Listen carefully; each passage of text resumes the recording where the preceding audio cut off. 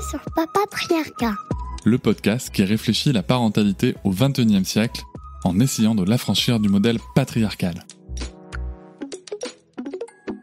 Et un jour, pendant un cercle de femmes, il y avait ma fille qui était là, on se tirait des cartes, et ma fille a voulu tirer une carte, et là il y a eu un espèce d'instant de grâce, un moment suspendu, où je me suis dit mais il faut trop faire ça pour les enfants.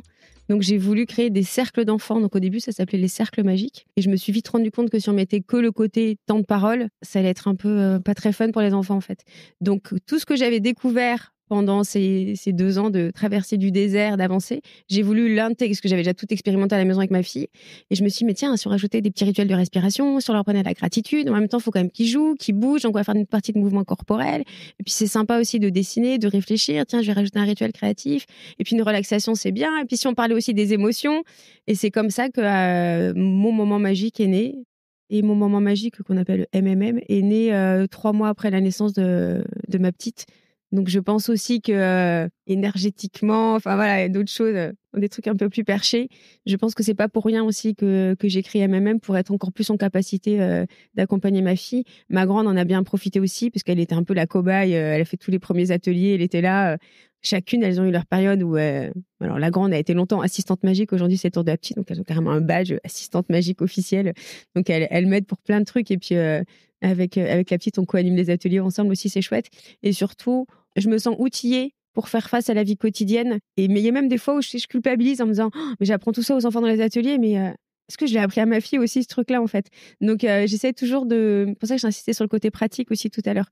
Donc, pour moi, dans ma vie de maman, en plus, je suis maman solo, donc une bonne petite charge sur les épaules. Ouais, c'est une vraie aide, c'est un vrai soutien au quotidien d'avoir tous ces petits outils, tous ces petits rituels. On a des choses qui sont...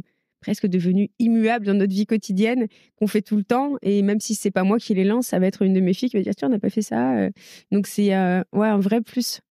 Et je pense qu'il devrait y avoir beaucoup plus de place dans les programmes scolaires sur ces temps-là, sur ces temps qui permettent de poser les enfants, de capter leur attention, d'écouter ce qui se passe à l'intérieur de leur corps, à l'intérieur de leur tête, à l'intérieur de leur cœur, de pouvoir aussi partager. Et c'est dans la formation pour les enseignants, c'est vraiment ce que j'ai essayé de mettre en place pour donner des vrais outils et qui en même temps ne prennent pas trop de temps. On a mis en place par exemple un quart d'heure bien-être, comme il y a le quart d'heure lecture.